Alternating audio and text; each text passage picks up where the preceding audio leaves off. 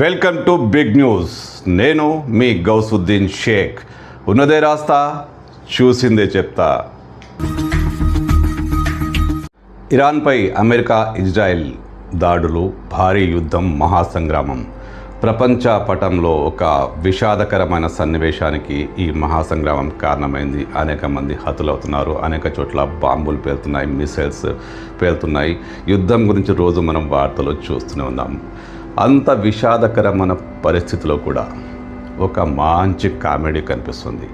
యుద్ధం ఎందుకు జరుగుతుందా, మనకు సమస్యలు ఎందుకు వస్తున్నాయి, పెట్రోల్ దొరికే అవకాశం లేదు, నిత్యావసర వస్తువులు పెరిగిపోతాయని మనం టెన్షన్లో ఉంటే ఆ యుద్ధం వార్తలు కాస్త ఆపి ట్రంప్ కామెడీ చూడండి.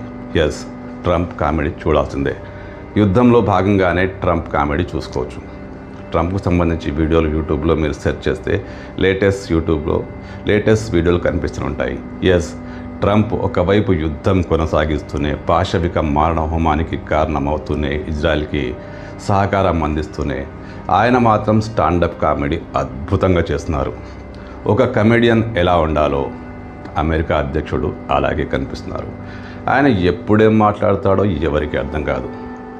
2 రోజుల్లో యుద్ధాన్ని ముగిస్తాం, అక్కడ రెజిమ్ మార్చేస్తాం, అక్కడి ప్రభుత్వాన్ని మార్చేస్తాం, తమకు అనుకూలమైన ప్రభుత్వాన్ని ఏర్పాటు చేస్తామంటూ ట్రంప్ ఇరాన్పై దాడికి పూనుకున్నాడు.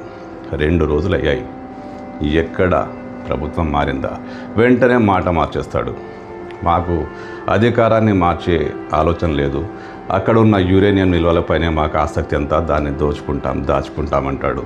మరో ప్రకటనలో ఇరాన్ పని అయిపోయింది, 80% ఆ సైన్యం హతమైంది, దాని నేవీ దళాలు కూడా పూర్తిగా నశించిపోయాయి, ఇరాన్ దగ్గర ఎలాంటి ఆయుధాలు లేవు, అది లొంగిపోక తప్పదు అంటాడు. ప్రపంచమంతా ఇది నిజమే అనుకుంటుందా? అనుకోదు, అది వేరే విషయం. వెంటనే 2వ రోజే ఇంకో స్టేట్మెంట్. ఈ యుద్ధం ఇంకో 2-3 నెలలు కొనసాగే అవకాశం ఉంది అంటాడు.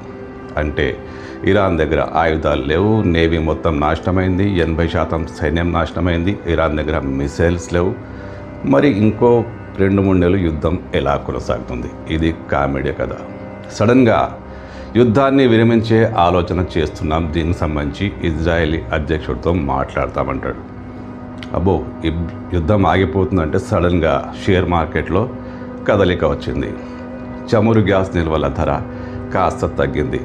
యుద్ధం ఆగిపోతుందేమో అనుకున్నారు, కానీ సడన్గా అమెరికా మరో స్టేట్మెంట్, అదే ట్రంప్ గారి మరో స్టేట్మెంట్. ఇరాన్ను అంతమొందించేదాకా ఎవరు ఊహించని స్థాయిలో ఇరాన్పై దాడి చేస్తామంటాడు. యుద్ధాన్ని ముగిస్తానంటాడు, యుద్ధాన్ని మళ్ళీ కొనసాగిస్తానంటాడు. ఏం మాట్లాడుతున్నాడో ఆయనకి అర్థం కాదు. దేశవ్యాప్తంగా అంటే అమెరికాలో ట్రంప్కు వ్యతిరేక పవనాలు వీస్తున్నాయి. అనేక మంది సలహాదారులు యుద్ధాన్ని నుంచి తప్పుకోవాలంటూ ట్రంప్కు సలహాలు ఇస్తున్నారు. ఆయన ఎవ్వరి మాట వినడు. మీడియా ముందుకు వస్తాడు, కుప్పిగంతులు వేస్తాడు. ఏం మాట్లాడతాడో ఆయనకే తెలియదు. నిన్న మాట్లాడిన మాటకు ఇవాళ పొంతన ఉండదు, ఇవాళ మాట్లాడింది రేపు మాట్లాడకపోవచ్చు. యుద్ధం ముగిస్తాడు, యుద్ధం కొనసాగిస్తాడు. ఇరాన్ మొత్తం నాశనమైంది, ఇక యుద్ధం చేయలేదు అంటాడు. ప్రపంచాన్ని భయపెట్టేలా రకరకాల స్టేట్మెంట్ ఇస్తాడు. అవసరమైతే ఎలాంటి దాడికైనా సిద్ధమంటాడు. అసలు ట్రంప్ ఏం మాట్లాడుతుండో అర్థం కాదు, ఆయన మాట తీరేంటో అర్థం కాదు. ఇప్పుడు మాట్లాడింది రేపు మాట్లాడు, మరుక్షణమే మాట మారుస్తాడు. నేను చెప్పేది ఏంటంటే, యుద్ధం భీతావహం, యుద్ధం ఎంత మాత్రం మంచిది కాదు. ప్రపంచానికి ఎవరి మీద దాడి చేసినా, ఏ యుద్ధం జరిగినా వినాశకరమే. కానీ ఈ విషాదకరమైన సన్నివేశాల్లో మన ట్రంప్ గారు స్టాండప్ కామెడీతో కాసింతైనా రిలాక్స్ ఇస్తున్నారని మనం సంతోషించాల్సిన విషయమే.